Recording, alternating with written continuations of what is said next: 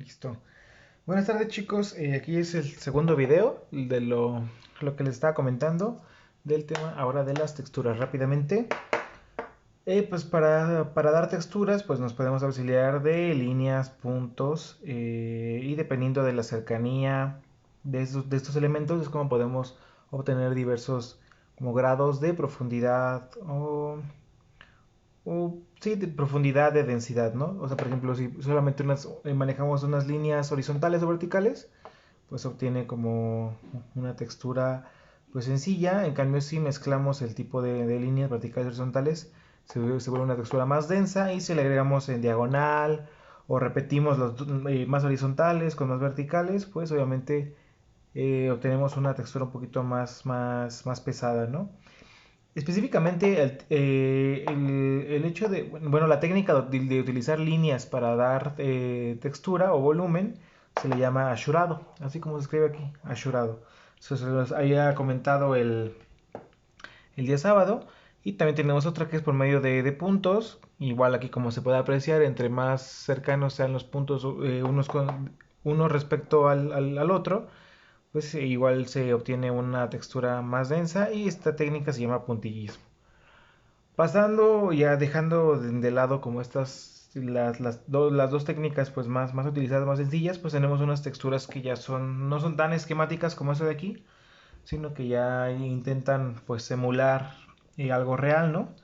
Y pues esto es igual es importante que se lo vayan aprendiendo, que se vayan familiarizando con ellas. Estas son como las más comunes que vamos a encontrar en el lenguaje arquitectónico. Obviamente hay más, e inclusive en cuestiones de ingeniería se utilizan más texturas para diferenciar de petate, de piedra brasa, de arena, o sea, pero eso igual es más especializado y no lo vamos a tocar por el momento. Entonces, de primera tenemos pues el ladrillo. Esto es como si estuviéramos viendo un muro bueno, perdón, tabique. La- Hay que saber diferenciar entre el tabique y el ladrillo, ahí fue error mío. El tabique es aquel que tiene sus medidas o se maneja con una medida estándar de 7 por 14 por 21 centímetros. En ese sentido, ¿no? Son 7 aquí, 14 acá por 28. Perdón, 7, 14, 28. Como que van módulos, ¿no? 7 por 2, 14, 14 por 2, 28. Pero pues ya las medidas reales tienden a variar. Entonces esto es como si estuviéramos viendo un muro de tabique de frente, ¿no? Y se representa así, dejándole obviamente pues la junta, que es como esa separación que hay entre cada tabique y que es la separación de mezcla, ¿no? De mortero. Después tenemos la textura de un aplanado fino en un muro que se representa solamente con algunos puntos. Esto se utiliza más que nada igual en alzados. Un piso o una loseta. eh, o si tienen... ¿Qué otro se utiliza? Inclusive también un adoquinado. O sea, con que se trace una cuadrícula da a entender de que pues es un piso. Y cada uno pues, de estas figuras pues representa una loseta, ¿no? Y esto es tal cual, sin dejarle junta, lo pueden dejar junta, ya depende de ustedes el nivel de detalle. Pero pues así es como se representa el pasto. Ese es muy sencillo, es como una línea, como si fuera una V con una línea al centro. Y obviamente no tan juntos, es recomendable dejar una cierta separación y hacerlo como escalonado. O sea, uno aquí, uno aquí, uno aquí y el que sigue que no sea en ese mismo, o sea, en el siguiente renglón, que no vaya en la misma posición, sino que vaya como intercalado. Y así es como se representa la textura del pasto. Cuanto a madera, igual ya te había explicado que es con algunas vetas, como si fueran las vetas naturales de la madera. Igual podemos representar aquí los nudos. En una duela, pues ya trazamos, obviamente, la duela son como tablas muy delgadas y muy alargadas, pues igual cada una de las duelas y cada una con sus vetas y sus nudos. En cuanto a la teja, se puede representar así, porque hay tejas pues muy variadas, ¿no? Hay unas que es tal cual solamente con un techo de lámina y que lleva como esta curva y luego abajo va otra. O bien puede ser como una teja de barro, que fue justamente el caso que yo representé aquí. La intención es de que eh, se las aprendan, sepan diferenciarlas y obviamente que las sepan dibujar.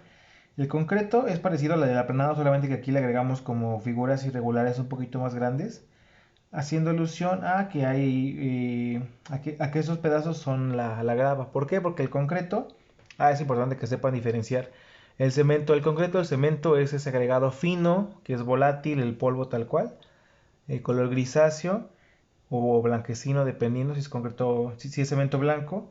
Y el concreto ya es como la mezcla final que se obtiene ya pasado su tiempo de fraguado, cuando ya se haya secado toda esa mezcla.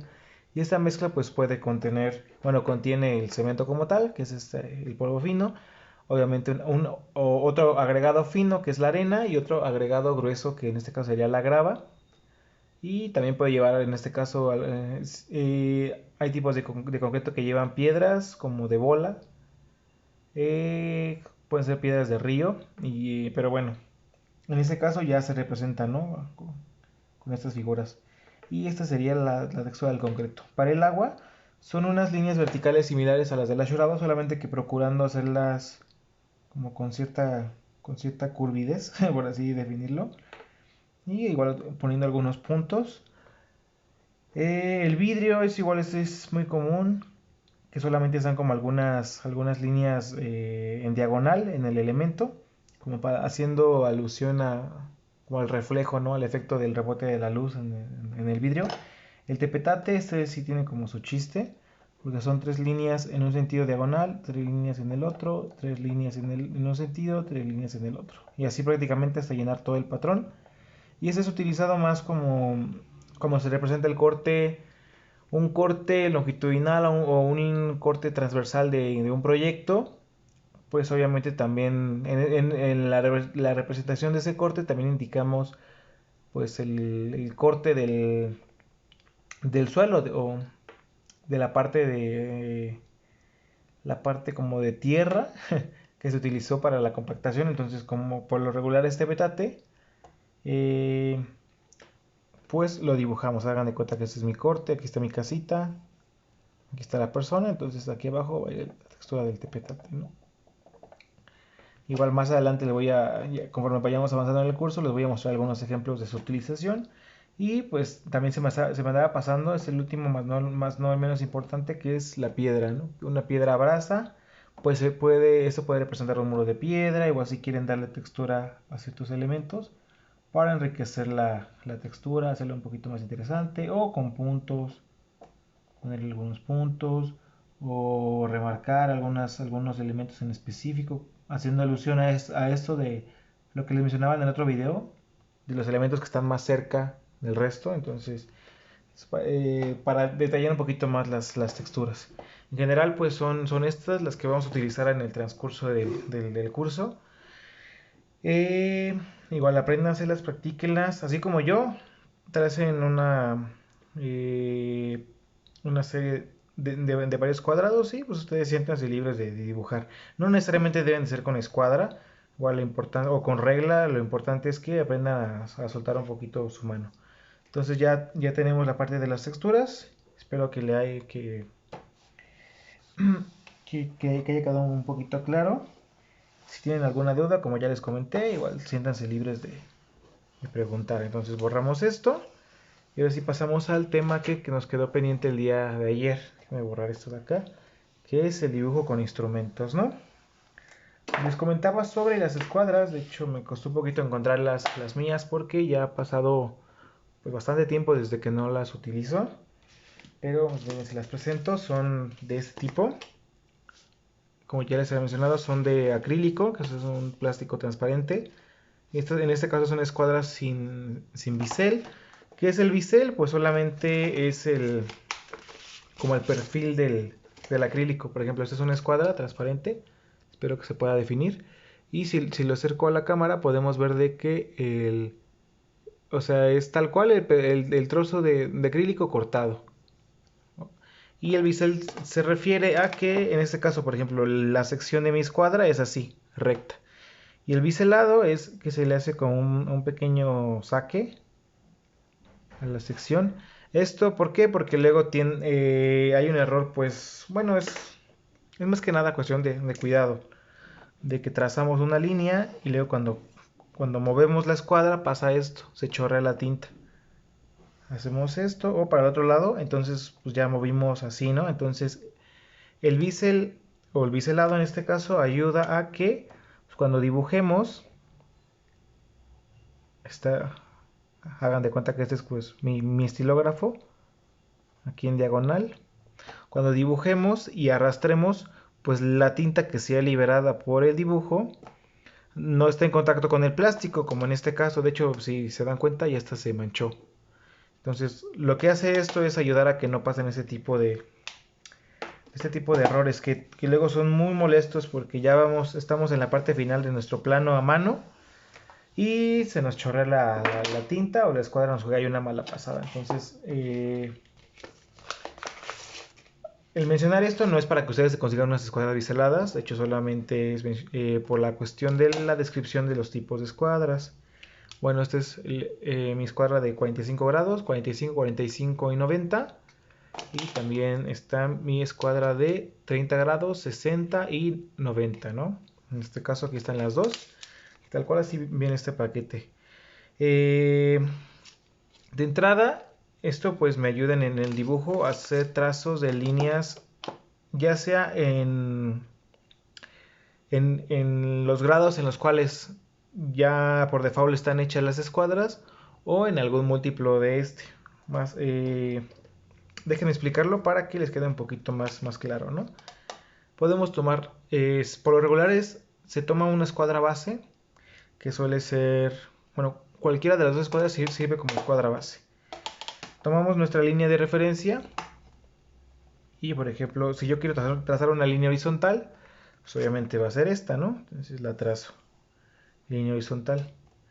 Y si yo quiero trazar una línea vertical, pues me auxilio de, bueno, en este caso pondré esta aquí, la otra, ya sea que vaya así o al revés, o si quieren así, o sea, eso es lo de menos. Lo importante es que hay algo sobre lo cual mi otra escuadra pueda deslizarse. ¿Se dan cuenta? Ahí se desliza.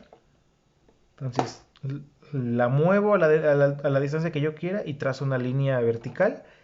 Y se dan cuenta que hago, pues ya, o sea, es un trazo completamente limpio de líneas pues perpendiculares, ¿no? Todas a 90 grados. Pero ¿qué pasa si yo quisiera hacer el trazo de una línea en esta parte a 30 grados? Pues ahora mi escuadra base sería esta, ¿no? Mi soporte. Entonces me coloco justamente aquí en el centro, coloco mi escuadra y deslizo. Y ahí está, ¿no? Ahora esta ya no va a ser de 90, ya tendría un interno de 60, un interno de 30 y otro ángulo de 60, ¿no? O viceversa, si quisiera hacer el trazo de una línea a 60 grados, que es justamente el ángulo que yo tengo aquí, pues lo trazo, entonces ya tendría tres ángulos de 30 en automático, 30, 30 y 30. ¿Por qué? Porque 30 más 30 más 30 son 90 y son los grados que tiene un ángulo recto, ¿no? Entonces, si se dan cuenta, ahorita les estoy explicando como lo más sencillo posible. Las escuadras siempre se van a estar moviendo. O sea, una escuadra nunca se va a quedar estática siempre. Depende de lo que uno quiera trazar. Por ejemplo, si yo quisiera trazar una fachada, pues, no sé, de mi casa con escuadras. Si yo quiero trazar una línea de esta longitud, de aquí a acá, o sea, de aquí a acá, pues obviamente este lado ya no me va a dar. Entonces, ¿qué es lo que puedo hacer? Pues esta escuadra la puedo voltear, ¿no? Entonces, si ya la volteo, ya tengo un lado pues más largo, ¿no? Entonces ahora sí ya pudiera yo trazar sobre este.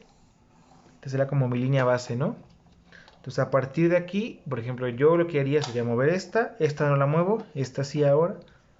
Entonces levanto, me desplazo, levanto, regreso esta escuadra a su posición original. Si tienen alguna duda pueden poner el video en una velocidad un poco más lenta, más baja. Por ejemplo, ahora para cerrar esa figura y que se vuelva, no sé, un rectángulo, ya sea que siga subiendo yo. Si llega un punto en el que esa escuadra, por ejemplo, llega aquí Pero yo quiero seguir subiendo, pero pues si se dan cuenta ya no tengo hacia dónde moverme. Pues ahora sujeto esta, recorro esta escuadra y ya tendría yo más línea de movimiento. ¿Se dan cuenta? Inclusive ya hasta me salgo del pizarrón. Pero por ejemplo aquí yo ya podría cerrar aquí. Y si le quisiera trazar yo una ventanita, pues hacerle a lo mejor esto.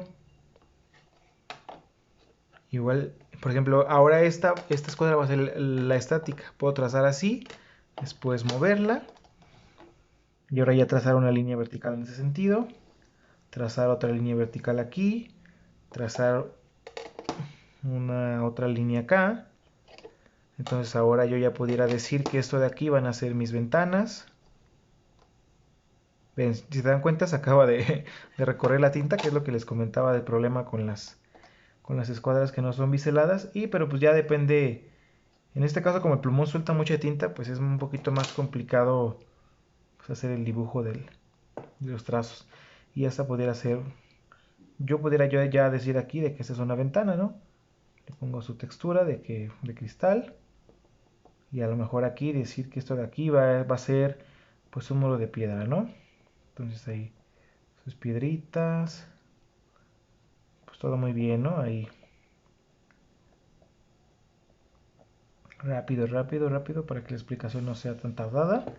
Entonces ya tengo yo un elemento, ¿no? Igual y pudiera darle a esto un grosor un poquito más importante. Ay, perdón, con la escuadra.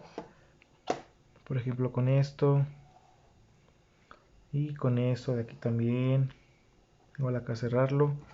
Si arriba ya no me da, pues... Ay, eso se está perdiendo un poquito el dibujo. Mejor sí lo voy a hacer a mano para que no pase eso de que se borran las líneas.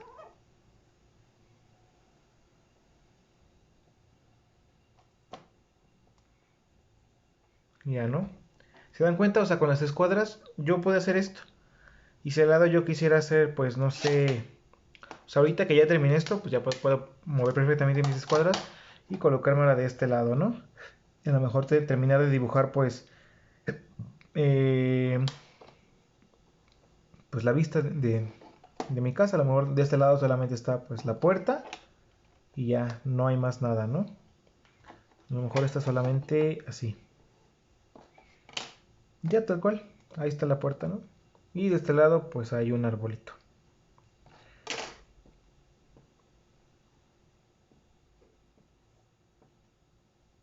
Así. Tan tan. Entonces esa es la forma en la cual se mueven las escuadras. Les repito, siempre va a ser con ayuda de una escuadra base. La escuadra base puede ser la escuadra de 45 grados o la escuadra de 60 o de 30. Y siempre las dos se van a estar moviendo, dependiendo de mis necesidades. Si yo quisiera trazar líneas paralelas, pues lo que puedo hacer es... A lo mejor ustedes quieren dar una textura de ashurado, pues lo que pueden hacer es trazar, se recorren, trazar, trazar otra vez, se recorren, trazar. ¿Se dan cuenta? Esta es la que no se mueve y yo con mi dedo estoy desplazando la escuadra a la distancia que yo creo conveniente. Es importante igual que una mano también siempre sea fija. ¿Por qué? Porque si yo dejo esto así y no agarro mi escuadra y la muevo, si se dieron cuenta y yo sigo moviendo, la escuadra de abajo se va a empezar a recorrer. Entonces, la escuadra base siempre va a ser sujeta por una mano y esa mano va a ir con presión para que el movimiento del resto de los instrumentos no nos gane y no nos descuadre el dibujo. Porque pues, si yo hago esto, si yo me muevo, pues ya a lo mejor ahí se me están yendo chuecas las líneas. Y si se alcanza a apreciar, o sea, empecé muy bien, paralelo, paralelo, paralelo, y de repente me empecé como a cerrar. ¿Por qué? Porque no agarré bien mis escuadras. Entonces, ahí sí no tengan miedo, no sientan que se vayan a romper. Les repito, para eso son las escuadras. ¿Qué otra cosa? Un ejercicio muy interesante que nos hacía un profesor en la carrera fue que utilizando nuestras escuadras dividiéramos un círculo en 24 partes. Entonces, yo recuerdo que pues sí fue más de pensar que de hacer. Por ejemplo, pues de entrada, pues sería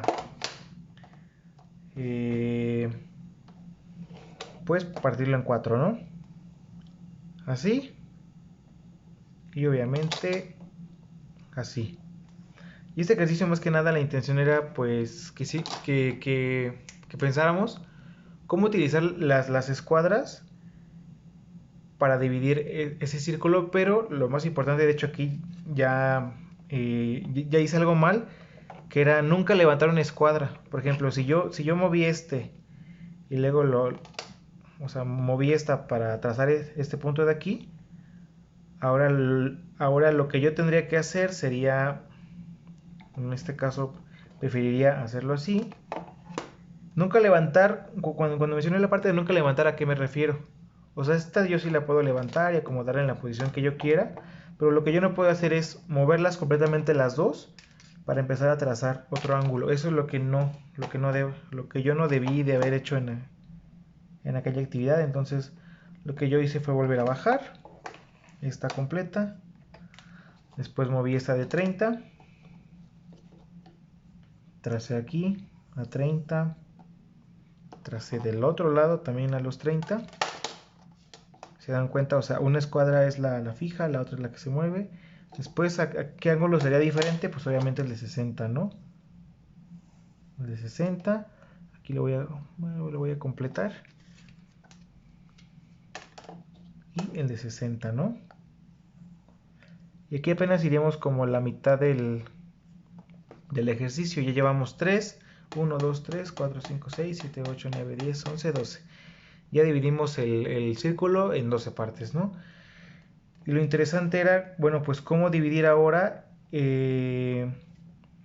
los ángulos que siguen, ¿no? Que faltan. Bueno, pues lo que podemos hacer es colocar de nuevo nuestra escuadra base.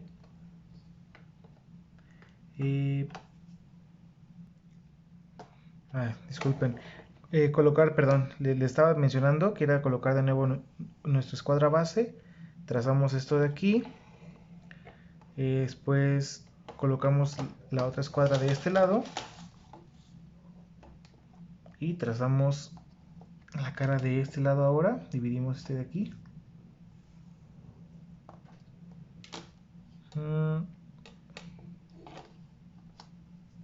Es que aquí se quedó un poquito incompleto.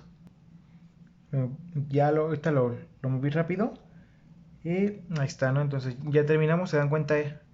Por ahí ya vamos empezando con la división. Ya, ahorita no tenemos partes iguales, pero pues eso es un avance, ¿no? Después colocamos esta escuadra, se mueve para acá. Movemos esta. Y ahora hacemos la división de estas líneas de acá. Ahí está, ¿no? Completo. Lo volteo. Ahora del otro lado. Que mi escuadra pase por el centro para hacer la división. Ahí está. Prácticamente me faltaría hacer lo mismo, pero ahora del otro lado. ¿Cómo lo puedo hacer? Bueno, pues coloco aquí mi escuadra. La recorro ahora de este lado. En este sentido. Y a ver, espérenme. Déjenme ver. Sí, justamente era así. Y termino cortando acá. Aquí lo prolongo. Y obviamente cuando yo haga esto, ahí está. Si se dieron cuenta, o sea, en ningún momento yo levanté las escuadras como para intentar dar el ángulo en falso. Solamente empecé moviendo una, después moviendo dejando una escuadra fija, moviendo otra, después dejando otra escuadra fija, moviendo otra, después esta se mueve y esta se queda fija y esta se mueve. O sea, si se dieron cuenta, fue la división, de hecho, de este círculo en 24 partes. Si levanta las dos escuadras, por lo menos se levanta una nada más. Y la otra, que es la fija, solamente se desliza. Esas son como las reglas básicas del dibujo. Y es para que también ustedes aprendan a utilizar sus escuadras adecuadamente. Que no hay ningún problema realmente si las mueven para realizar algún trazo. Pero obviamente, si no si no movemos las escuadras y en automático utilizamos los ángulos que estas nos posibilitan, pues se vuelve más rápido el trazo. Porque aquí lo que yo hubiera hecho hubiera sido ir por un transportador, medir los ángulos entre cada uno, poner una marquita, indicar bien cuál es mi centro y de ahí trazarlo, ¿no? O sea, se vuelve más tardado. Y se dieron cuenta ya teniendo práctica y con las escuadras, se acabó. Entonces es un ejercicio que sería el círculo, 24 partes iguales.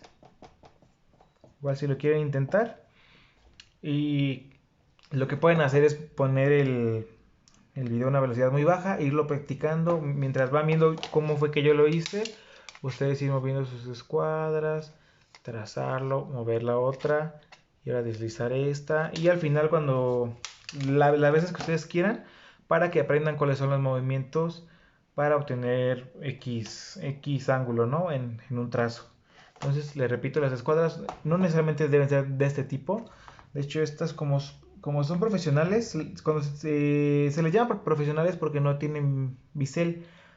Si es que llegan a ver en alguna papelería que venden escuadras de ese tipo, de dibujo arquitectónico, y si tienen de este tipo de escuadras, se van a dar cuenta de que, pues sí, la diferencia en precio es bastante considerable de las profesionales a las semiprofesionales, porque las semiprofesionales son las que suelen tener el bisel. Y es como es para que uno que va empezando no tenga problemas con lo de la tinta o con manchar sus planos, ¿no? Pero ya una vez obteniendo la experiencia, no hay ningún problema. Les repito, pueden ser unas escuadras sencillas, esas escuadras marca Baco, no hay ningún problema con eso. Lo importante es que sepan utilizarlas. Entonces ya vimos la parte de las escuadras. De los lápices también ya se los había explicado. Y ahora lo que sí quiero tomarme ahorita un tiempo para explicarles es esto. Es un escalímetro, si nos damos cuenta, tiene 1, 2, 3, 4, 5, 6 escalas, que van a ser las más comunes que uno va a encontrar en su plano. Por lo regular son la 1.20, 1.25, 1.50, 1.75, 1 a 100 y 1 a 125. Son 1, 2, 3, 4, 5. Son las 6 escalas más comunes para un dibujo. Obviamente, yo el lunes les comentaba, perdón, el lunes. El sábado les comenté de cómo es que se compone una escala. Pues tenemos, digamos que hay 3 posiciones, ¿no? El primer número, en este caso, siempre va a ser 1. Para efectos de planos arquitectónicos, siempre va a ser 1. ¿Por qué? Porque estamos hablando de una escala de reducción. Una escala de reducción es de que lo que está en físico en medidas reales es muy grande. Lo que vamos a hacer es hacerlo más pequeño, pero proporcionalmente hacerlo más pequeño. ¿Para qué? Para que quepa en nuestro plano o en el papel en el cual nosotros queramos, pues, plasmarlo, ¿no? Representarlo. Entonces, hay tres tipos de escala. De reducción, que en este caso sería de 1 a 100. El número de acá siempre debe ser mayor a 1 para que sea una escala de reducción. Escala de reducción. Después tenemos la escala natural, que en este caso es cuando el número de acá es igual, el 1 de afuera es igual al 1 del otro lado, ¿no? Entonces tenemos una escala 1 a 1, es tal cual a las medidas reales del objeto. Si yo quisiera trazar mi celular a escala 1 a 1, pues probablemente lo que me quede sea, pues, este dibujo, ¿no? Probablemente. ¿Por qué? Porque es con las mismas medidas reales. En cambio, si yo quisiera hacer, no sé, mi celular en una escala 1 a 25, pues probablemente el dibujo me quede algo así, ¿no? ¿Por qué? Porque lo estoy reduciendo para ajustarlo a mi tamaño de lienzo, ¿no? Entonces tenemos la escala natural, que sería la escala 1 a 1. Natural.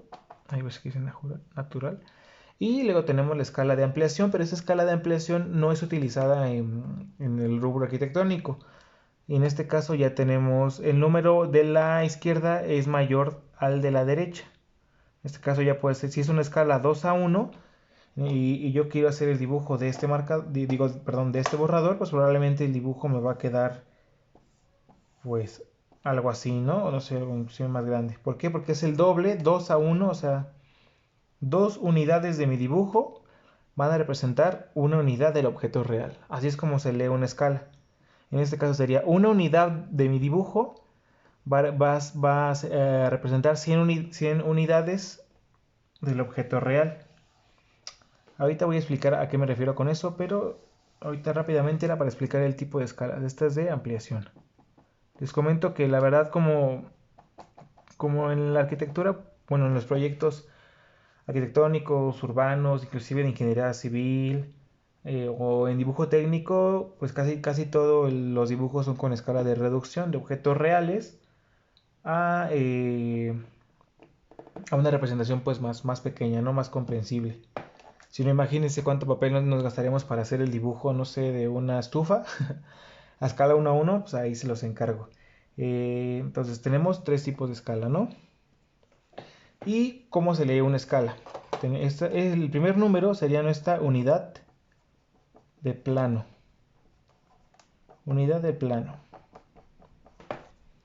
Con plano me refiero, por ejemplo, esto de aquí sería como mi plano, ¿no? Entonces, una unidad de mi plano, esto es como va a representar, o A es equivalente a, una unidad de plano es equivalente a, y el segundo dígito es la unidad del objeto real.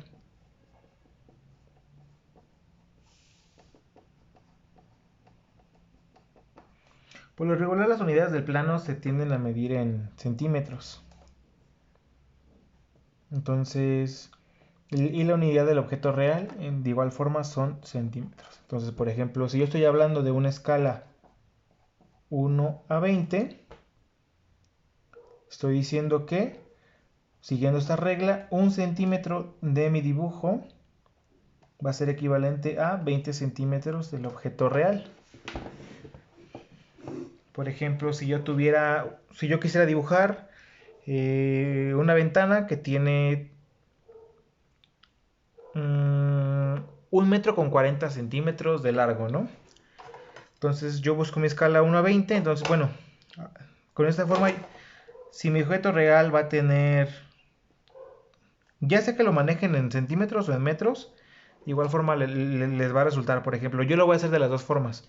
Si estamos hablando que una ventana tiene 1 metro con 40 centímetros, entonces serían 140 centímetros de largo, ¿cuántos centímetros corresponderían a mi dibujo? Entonces lo que haría sería 140, una regla de 3, este por este y lo que tiene entre este, ¿no?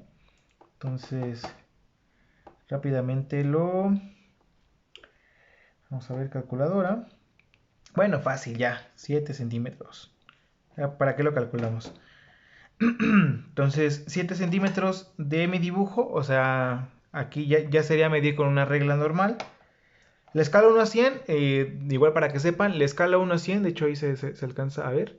La escala 1 a 100 es de, si ustedes toman una regla normal para medir, o sea, un metro o un flexímetro, o una cinta de esas flexibles que luego tienen las mamás como para medir la ropa, y lo colocan a la par con esta escala de 1 a 100, les va a resultar lo mismo. ¿Por qué?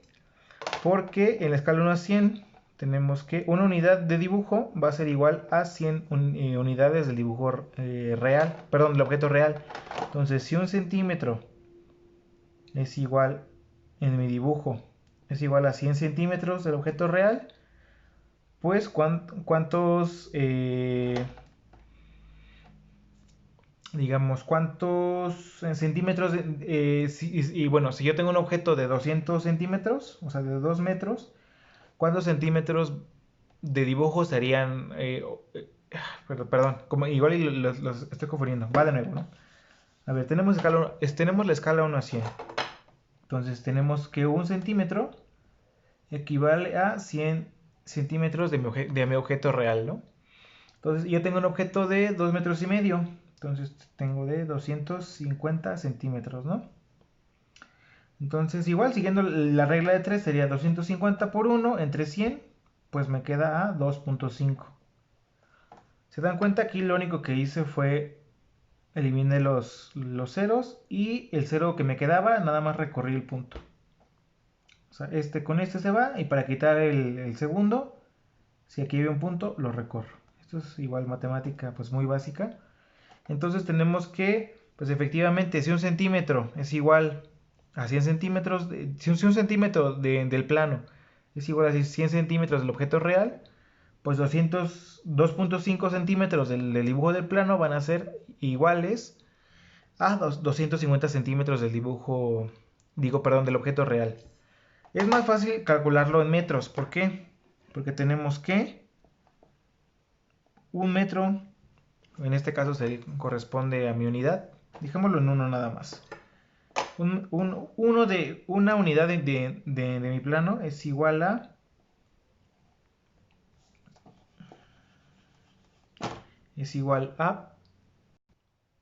es igual a un metro, ¿no? Que esto sí es, o sea, un metro es igual que, es lo mismo que, perdón, esto es diferente que, un metro es igual a 100 centímetros, ¿no? Entonces, si una unidad es igual a un metro, una unidad es igual a un metro, de hecho, si se dan cuenta, miren, le voy a hacer el zoom, ahí se ve, que es, aquí es un metro. Entonces, ¿cuántos serían 2 metros y medio? ¿Cuántas unidades van a corresponder? Entonces, 2 metros y medio por 1, entre 1, pues van a seguir siendo las 2.5 unidades. Entonces, de esa forma es como se hacen las conversiones de las escalas. Por ejemplo, aquí, si yo no tuviera un escalímetro, así es como yo sacaría mi proporción. Ya vimos que utilizando un centímetro, que le repito, la 1 a 100 es igual, o sea, viene en centímetros. Entonces tenemos que 7 centímetros, hasta acá son 7, serían los 1 metro con 40 o el 1.4 metros, ¿no? Y de ancho, digamos que tiene pues 15. Así delgadito, ¿no? Bien delgadito. Ah, no, perdón. Está confundiendo. Entonces, si yo quisiera sacar el ancho del muro, pues tengo yo aquí que sustituirlo. Si mi ancho de muro es 20, entonces 20 por 1, pues 20. Entre 20, pues obviamente va a ser 1. Entonces ya sabría yo que el ancho de mi muro va a ser equivalente a una unidad.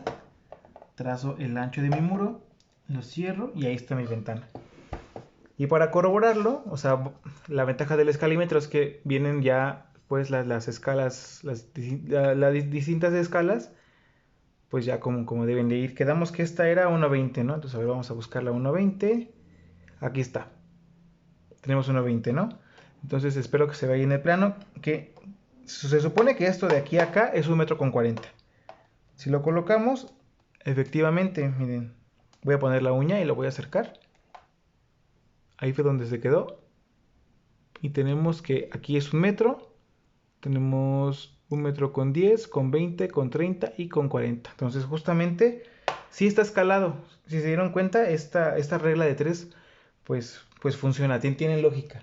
Pero esto es cuando nosotros no tenemos pues un escalímetro y necesitamos escalar algo y solamente tenemos pues una herramienta de medición con base en centímetros. Los dichosos centímetros. Y en caso de que querramos escalar y tenemos un escalímetro, pues es mucho más sencillo. Ya no hay que hacer toda esta conversión, porque ya en automático es como, ok, en 1.20 quieres 1 metro con 40, pues sería de aquí hasta acá. Ahí está, tu 1 metro con 40 y lo trazas.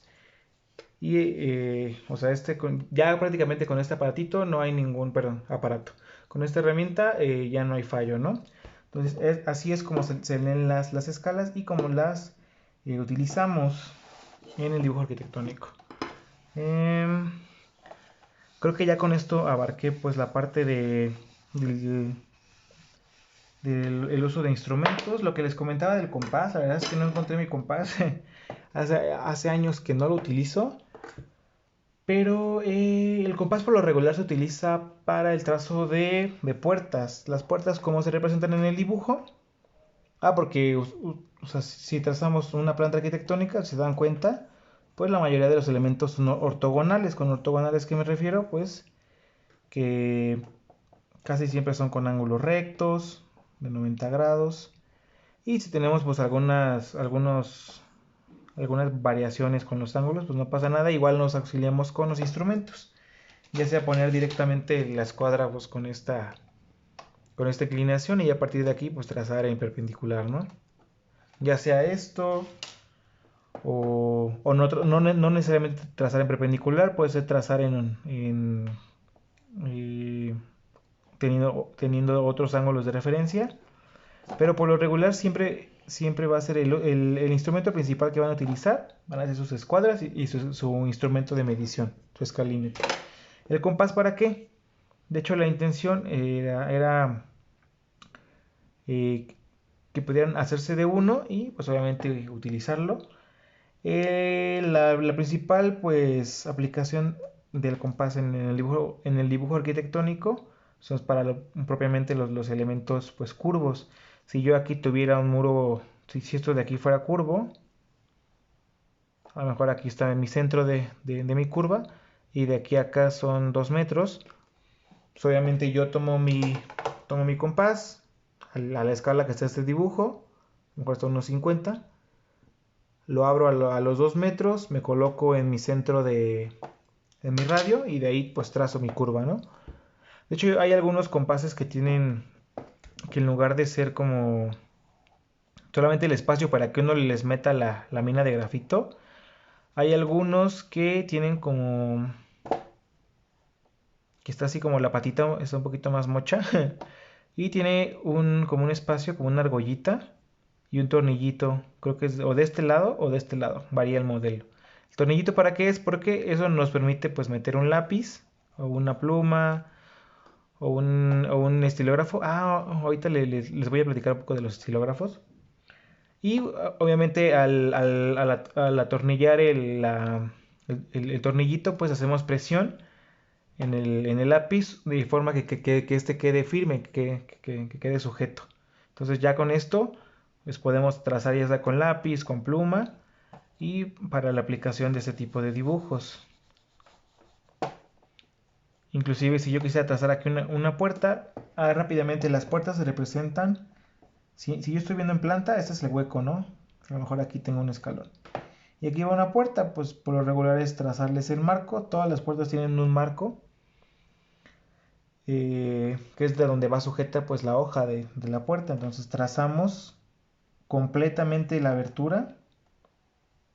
Por lo regular, si aquí son 90 centímetros, que es la medida estándar de una puerta, de este centro del muro hacia acá van a ser los mismos 90 centímetros, o lo pueden dejar a 80, por la cuestión de que los marcos pues ya consumen van dentro de ese hueco de 90 centímetros. Entonces la hoja como tal ya no va a medir los 90, va a medir 80, 85 más o menos. Entonces, y ya de aquí colocamos el compás en esta parte de acá, lo abrimos a esa escala y pues cerramos en ese sentido, ¿no? Con una línea curva. Y esto ya indica esta línea de aquí es como la línea natural del abatimiento de la puerta. ¿Se dan cuenta? Es una curva, un cuarto de círculo. Entonces, hay algunos arquitectos que lo piden que vaya punteado, o hay algunos que... ¿Punteado por qué? Porque es una proyección, realmente esa línea pues en el plano no se va a ver, o sea, en el piso uno no va a ver esa curva. Entonces, como es una proyección de apertura, pues algunos arquitectos lo trazan así con línea punteada, hay otros que es con una línea continua, pero una línea delgada, en donde pese más pues el grosor del muro que la puerta, ¿no? Entonces, igual para el compás, pues la aplicación son para la creación de puertas. ¿Por qué? Por la proyección, elementos curvos estructurales y demás. Inclusive hay algunas plantillas que le llaman plantillas de círculos, que ya vienen así como por diversos diámetros. Son como plantillas de un plástico muy delgado. Entonces ya lo único que hace, bueno, uno las toma. Si yo quiero dibujar, no sé, afuera en mi patio unas macetas, y quiero no sé, que mi diseño, mi maceta sean de 50 centímetros, pero mi plano es escala 1:100, pues busco un círculo que tenga de diámetro 5 milímetros, ¿no? Sería la mitad de un centímetro. Pues ya lo pongo y lo trazo, ¿no? Así, pues, así. Ya solamente coloco mi plantilla y lo trazo. Igual pueden googlear ahí en internet plantilla de círculos, inclusive hay plantillas de muebles que ya tienen como ya figuras, por ejemplo, hay algunas que tienen esto de aquí, que es como un rectángulo con dos curvas, que es para hacer comedores, hay algunos que traen igual de círculos, trae inclusive una plantilla como para trazar vehículos, están son como muy curiosas esas plantillas y pues sí, ayudan mucho en el dibujo, pero les repito, o sea, si ustedes están en obra no se van a detener y si urge algún dibujo o se les olvida y ya tienen la entrega encima, pues preferible hacerlo a mano. ¿Por qué? Porque ya desarrollaron esa habilidad que, que ir corriendo a comprar una plantilla o,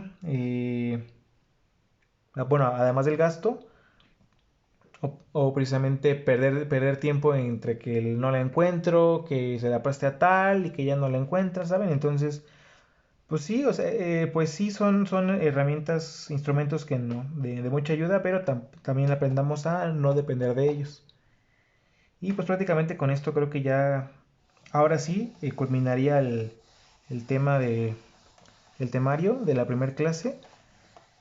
Por lo que veo, creo que son 8 clases en total hasta la evaluación final. Y nosotros tenemos, bueno, el temario abarca 6 temas principales. Lo que quiero hacer es irme rápido, o sea que las primeras 6 clases abarquemos todo el temario y las últimas dos lo veamos de dudas concretas o si les interesa el curso y me preguntan de algo más avanzado que les gustaría saber para que no sé en la siguiente materia no los tomen tanto en curva o eso, pues ustedes igual coméntenme qué les gustaría ver y pues yo con todo gusto les, les hago ahí un video o ya directo en clase se los explico, ¿vale? Entonces, ya respecto a la tarea de texturas, ya ahorita que vieron las texturas posibles, igual se puede meter a internet y buscar más texturas de representación arquitectónica y pues ya colocarlas ahí en su dibujito. Y pues ya con esto ya les dejaría la tarea 3 que quedamos que era la fachadita de ayer. Igual para que la suban ya al Classroom. Y prácticamente sería todo ya por esta semana. Nos veríamos el día sábado. Igual si tienen alguna duda, pues con todo gusto, ahí andamos, ¿eh? Que tengan excelente resto de semana. Nos vemos, ¿eh? Saludos.